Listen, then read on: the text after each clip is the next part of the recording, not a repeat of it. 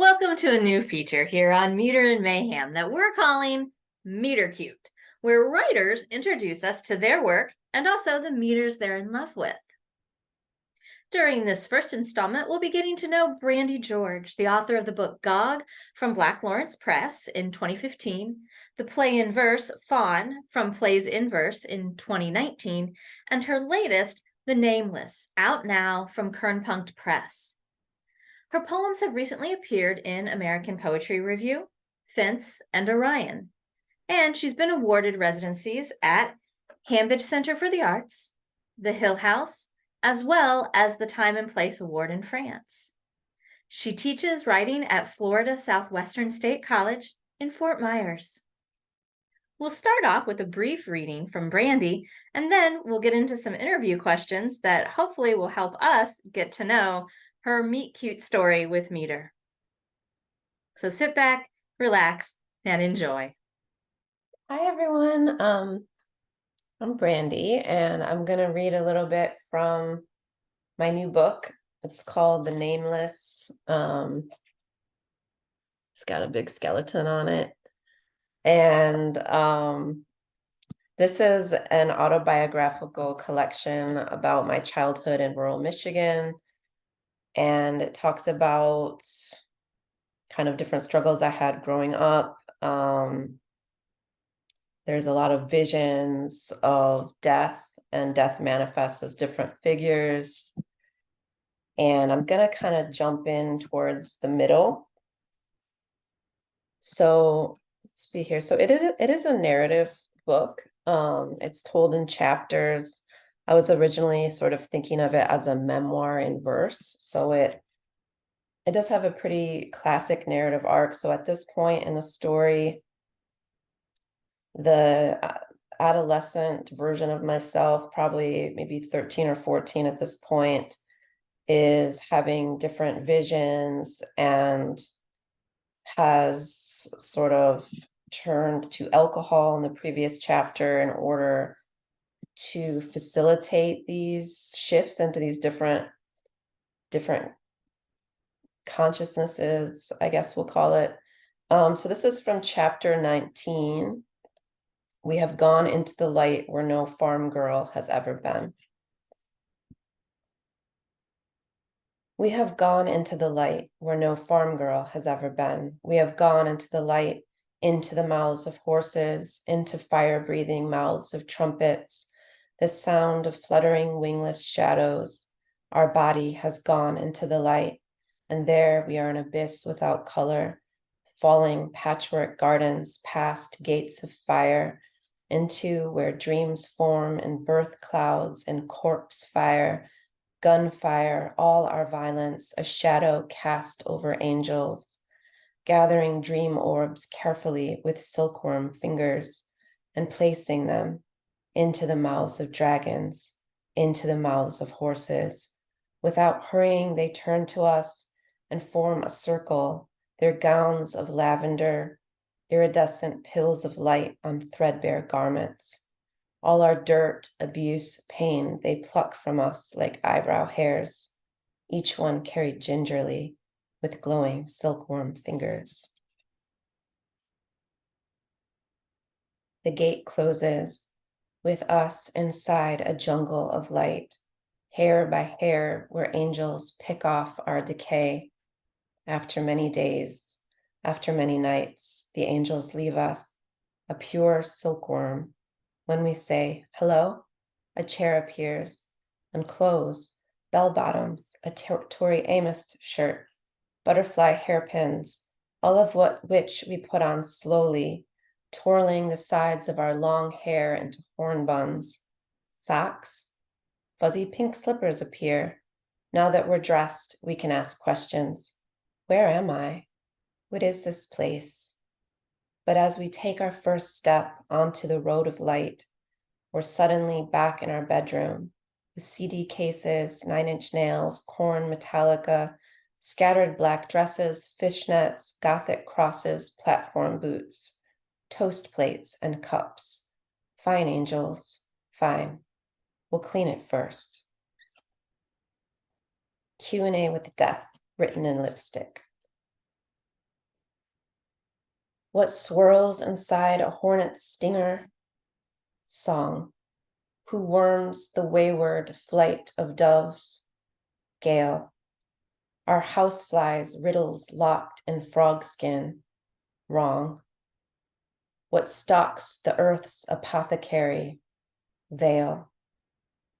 What drums inside a horse's hooves? Light. Why do our mother's eyebrows knit? Hell. Where dreamless does their conjure go? Blight. Are souls a silly superstition? Cell. Where sleep's eternal afterglow? Stinger. What's mown inside the summer grass? God. Are you our sister, sister, sister, sister? Why faces upturned, fragile wonder? Sod. Why are our questions honest crushed? The sea. What chaos whispers every hollow? Hyphae.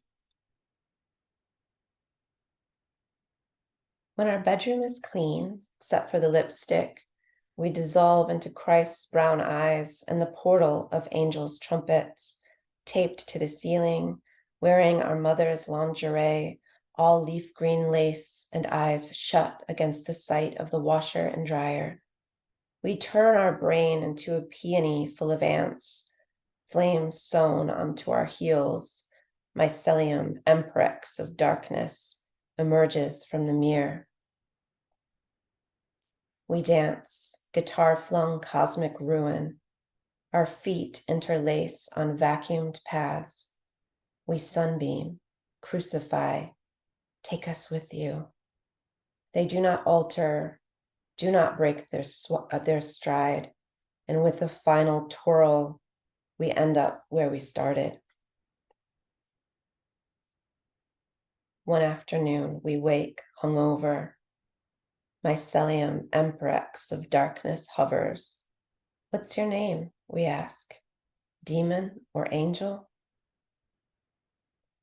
Demon, demon, angel, angel, hell being, sky being, ethereal, riddle being. We can't make out their answer. Their voice is wings beating and rush of wind. We see them. Eye flood, clawfish, wave horn, fairy tide, wonder terror, wing spark, shadow rustle, mushroom fang, poison opera, purple eyes with faces churning, unicorns caged inside their wonder terror, their sea.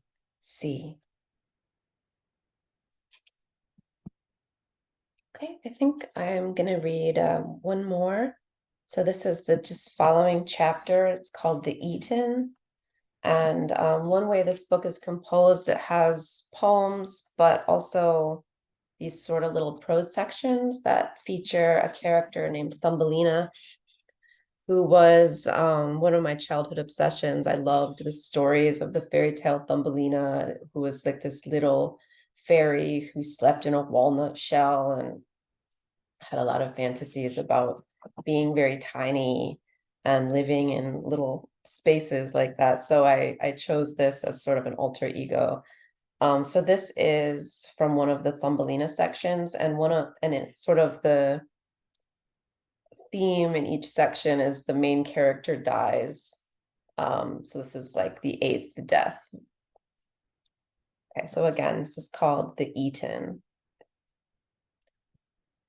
Thumbelina turned into a crow and grazed among the cornfields.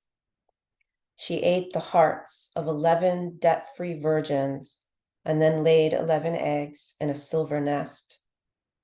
When her bird children hatched, they ate her. That's 8 deaths, if you're counting. The bird children were politically minded, so they became eternal sisters and formed coven of the ferns. The sisters watered the ferns, maiden hair and lady, bird's nest and heart's tongue, sword and silver, with the blood of rapists. Yes, a rapist would wake in the middle of the night to 11 sisters dressed in white, adorned with fronds, each hand holding a small pearl-handled buck knife. On 3, stab. On 3, stab. On 3, stab, stab, stab. They rolled the rapist up in his bedclothes and ground him into blood meal and fed him to their beloveds, the ferns, obviously. The wild fruit is a bitter fruit, lectured Bitter Red Berry, the youngest sister bird. Our sweetness is born of domestication, compliance, the bitterness bred out of us generation after generation. Now we spring up like dandelions from the cracks in the sidewalks, little yellow wildernesses making a mockery of manicured lawns. But Thumbelina didn't understand. Her ghost was sticky like a cobweb, desperately clinging to everything. The threads of her being were attached to the trees and the buildings and the young warriors with heavy backpacks. She called out to her bird daughters for mercy, but unfortunately, the rest of this tale was written on a scroll that turned to dust. Wow. Thank you, Brandi. That the unicorns, I wrote it down. Unicorns caged inside their wonder terror. That is one of that gets me. Anyway, because unicorns have that whole like innocence, but also unicorns can be pretty I don't want to say terrifying because it was already in the line, but anyway, okay. That's I'll get on to my questions for you. This is yeah. So my question for you is, what is your favorite meter? And what are your favorite, introduce us to any of your favorite poems that may be in that meter. Take it however you want to go. I might interject some questions or comments, but yeah. What do you love? Yeah, so you probably noticed a lot of I ams in there. This book started off as a sort of sonnet sequence. I had 50 sonnets, and I ended up breaking them apart and sort of reconfiguring them into the poems that exist now, as in addition to a memoir that I sort of cut up and refashioned. So I really love 2-syllable feet.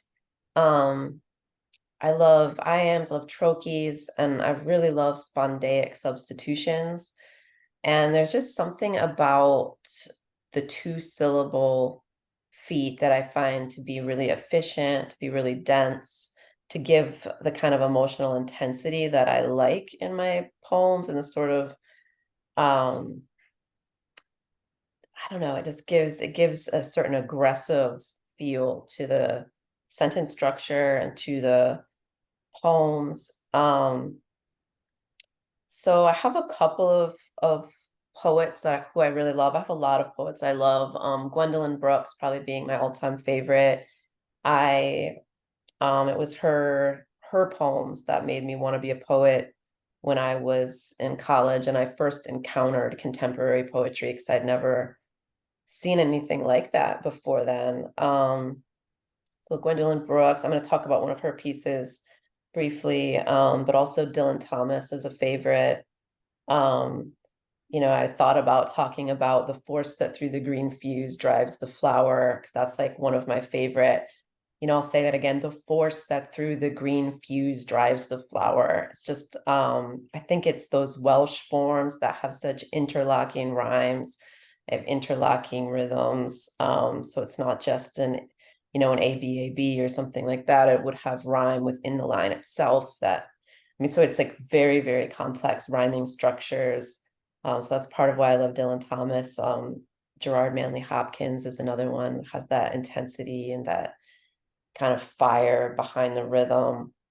But I want to talk about Gwendolyn Brooks' Children of the Poor, which her sonnet number 4, it's a 5-sonnet sequence. And the sonnet number 4 is actually the first poem I ever memorized. I memorized it when I was 18 and had no idea that I wanted to be a poet at that point. I didn't even know that that was something people could do with their lives. So it was this particular poem that I'll read it and then kind of talk a little bit about it. But once you hear it, you'll understand it's got that density that I look for and that sort of energy. Children of the Poor, Sonnet 4. First fight, then fiddle. Ply the slipping string with feathery sorcery. Muzzle the note with hurting love, the music that they wrote. Bewitch, bewilder, qualify to sing, threadwise. Devise no salt, no hempen thing for the dear instrument to bear. Devote the bow instead to silks and honey. Be remote a while from malice and from murdering. But first, to arms, to armor. Carry hate in front of you and harmony behind. Be deaf to music and to beauty blind. Win war, rise bloody, maybe not too late, for having first to civilize a space wherein to play your violin with grace. So you've got this incredible Elizabethan sonnet, and Brooks will, I think Brooks is one of the finest formalist poets of the 20th century, and will use all different types of sonnets. This one happens to be Elizabethan. And one of the things about it that's really fascinating is it's a series of commands with these short little sentences: first fight, period, then fiddle, period. And to be able to get these short sentences with monosyllabic words to work in an iambic pattern is really expert. First fight. So even those two words, both should be accented, but she somehow found a word even heavier than first in order to keep the iambic rhythm going. So first fight, then fiddle, ply the slipping string. So there's so much going on, not just the alliteration with the F's and the S's and the way the alliteration weaves a kind of pattern throughout all the lines. Also the sound of the vowels, first, fight, fiddle, slipping, string. You have all these I sounds and they interlock throughout the poem in addition to the rhyme. So there's a real internal rhyme as well as external rhyme, as well as alliteration, as well as consonants, assonance. All of that is happening.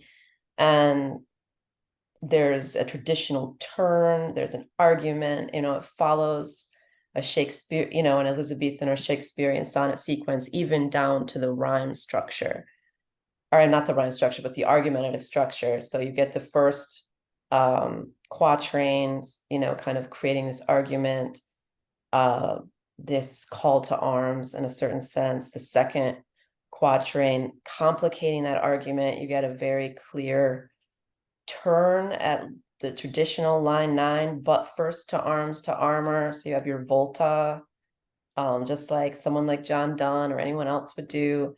And then, the last sestet resolves that argument as much as one can resolve such a complicated argument.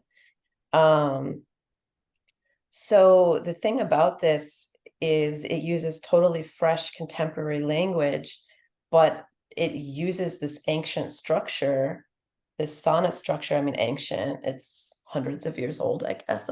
Ancient for us. Our short lifespan. Ancient enough. So I mean, it plays all to all the strengths of the form. It builds on those strengths in new contemporary ways by using the language in a very fresh, new way. And throughout Brooks's work too, the thing about Brooks is it's not just the meter, the rhyme, the use of traditional structures, but it's also her ability to use these dynamic narrative structures. You have epics, you get these very complicated narratives, there's ballads, there's the use of repetition works to create different structures. So there's really, Brooks is one of those poets, those formal poets that's firing on all cylinders. There's kind of nothing that her poems don't do that you can do in poetry, so she's a good one to study, for sure. So, I'm interested, you said that when you memorized it, you didn't really have an intention to become a poet. What drew you to wanting to memorize a poem? I mean, I'd always written since I was, 11 or 12. So it'd been something, but, as I talk about in the Nameless, some of the things that happened with my parents, the exorcism, the burning of the poems, like all of that did kind of create some alienation for me in terms of wanting to write. And so for me, there was something, that battle cry, I think, within the poem was just so defiant and so powerful that I thought, it gave me strength. It gave me strength to be able to use poetry the way that it can be used, which is to sort of assert what is unique and this kind of soul power within each person that we all have, that each person has, each poet has, and she definitely has that. And I thought, I can do that too, and I can use poetry to connect to that within myself and to fight for that within myself. And I did, and a lot of that was thanks to Brooks, because the language was so fresh and the language was so contemporary, and so it felt real to me in ways that older poets just didn't. Other poets just didn't. Like, there was something about her that it just really reached me. And then, other poets I would of course connect to later, but it took that kind of aggressive energy to reach me, I think, at that point. Oh, yeah, and it almost sounds like she reached in and made a protective shield around you with her work. Yeah, I think so. And I think, maybe that's why we love poetry so much, is it does have a kind of magic to it. It has a magic power, an invocation. It can invoke powers outside of you, but it can invoke powers inside of you or within you to come out. And so you can do that for yourself, but you can do that for someone else. And I think that's what's so, to me, magical about poetry, is that it calls things forth in others, buried things, and we all have this kind of creative energy within us, so it can be called forth in anyone if you got the kind of right poet and the right poem for that moment. And you see it all the time, I'm sure, with young poets and things, and who they connect to, and it's different for each one, and the voice is different for each one, but that creative power is always there. Yeah, I think what you're saying really resonates with me. I was thinking of how when someone tells me like who their favorite poet is, that I can sort of instantly tell, like, am I gonna vibe with this person, or should I, like, whenever I see somebody say that like Charles Bukowski is their favorite poet, I'm like, right? Like I don't know what's being pulled forth from your soul there that's connecting with that, but maybe maybe I'm gonna put some space between us, right? Whereas if somebody says Gwendolyn Brooks, I'm like, yes, Yeah, the yes. front, I what is can the front yard girl? Yeah. Yeah, yeah, no, and but Bukowski has some love poems that are pretty good. There's some there, but I don't want you to kick me off. So I won't Out. yeah. Interview over. Yeah. But yeah, no, it's so fascinating to me how um you know each of us has this power, and you just have to fight for it. And some people have to fight more than others for various reasons within the culture, or reasons within your family, or whatever, or things you have to overcome within your own body, or there's all these different ways that we have to protect that kind of holy or sacred thing, and it really is that within us. And this poem, I think, by Brooks, it for me, it connected to that place, and it sparked something. Oh, that's beautiful. Yeah. Um, since I feel Mm. like we're sort of heading in this direction, I'm going to throw this question out. Yeah. Um, do you have any advice that you would give to sort of like young poet Brandi, or just young Brandi in general, or other folks out there who might be sort of at the same place she was at? Yeah, I would. Yeah, I would again, I think I would say, protect what is holy. Protect what is holy within you, that your creativity is that, and no one can take it from you. You can give it away, but no one can take it from you. So protect it. I think that's what I would say to her. Oh, that's great. And it's funny because I was gonna ask you to clarify, just to make sure that I was understanding that you were meaning holy as in sacred, as opposed to holy as in not a part. But then really I was thinking about it and I'm like, I think what you're saying works both ways in a way. Yeah, definitely. The kind of key to wholeness is that very thing, to protect that kind of sacred thing within you, that creative energy. When you protect it, there's a wholeness to you that no one can break. And it's like a source of strength that, is there's nothing stronger. Yeah. Oh, I like that. I like that. um, I feel like that's good advice for me too. So do you think, is there any advice that you think that past Brandi would give to you now? Is there anything that you feel like you need to hear from her? Yeah. Yeah. I was a fierce adolescent, and I fought a lot, and I'd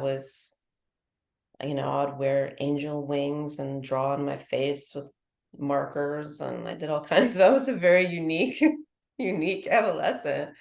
And I lost a lot of that through academia. It kind of weirdly wore me down in a way nothing else could. It's very strange. But I think the old me would say to the older me, the young me would say, you know, don't conform.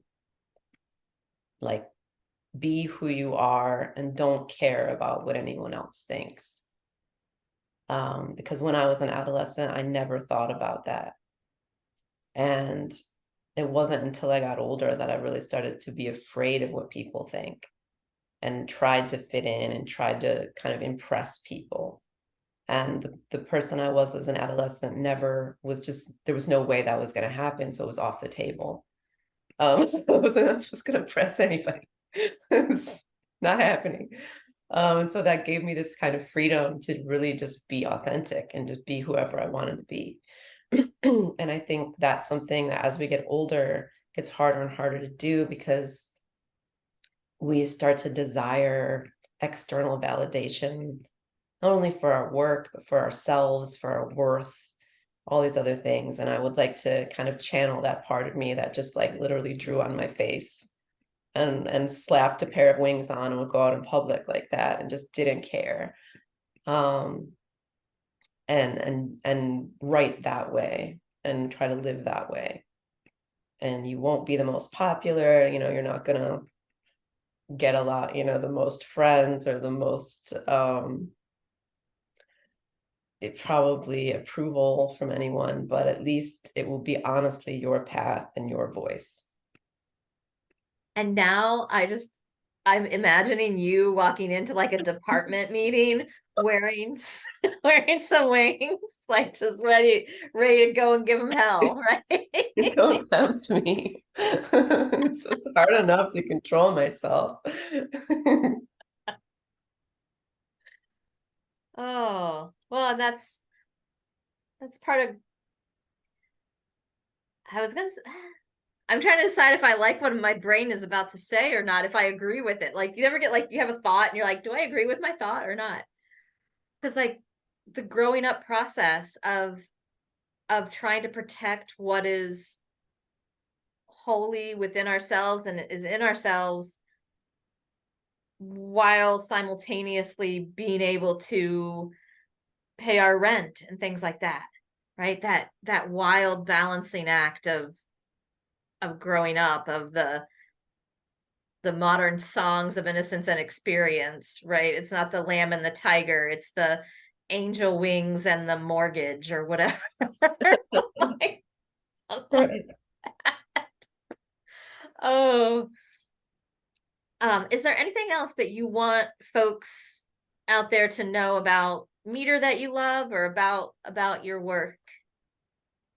No, I really want to thank you for taking time to talk to me about the Nameless. It, Kernpunkt Press is a great press for publishing it. It's 200 pages long, and as a poet, most of us know that's really not easy to find a publisher for, because it's just, most places don't take over 80 to 100 pages. So I just really think this is a fabulous press. So Kernpunkt Press, I would just encourage everyone to check out what they're doing. And yeah, and thank you again for listening and for taking the time to listen to my work. Awesome. Thank you for coming on and being the first in our Meter Cute series. So, and what I want to also say is the book is 200 pages long, but it's a very quick 200 pages in terms of a reading experience. That when I read it, it did take me a little bit to be able to, because some of the things in it can be a little bit overwhelming, in terms of, I'm trying to think how to say it that doesn't sound, like in terms of, if you've had, because I haven't had experiences similar to your experiences, but sort of maybe adjacent-y to your experiences, that kind of thing. And so if you've had those experiences, you want to make sure you're in a good place when you read it. And when I had first started, I wasn't. And I was like, I'm gonna pause. But then once I was in a place where I could read it, man, it was like a day and a half. I stayed up till like 2 a.m, just devouring the book. Because everybody should go out and get a copy of the Nameless. And if you are in a place right now where you don't have the finances available for that, you can request your library. Most public libraries will allow you to request things, and then you get to be the first person to check it out even. So request it from your library if you don't have the funds. So thank you so much, Brandi, for coming on today, and thank you everybody for listening, and thanks for stopping by.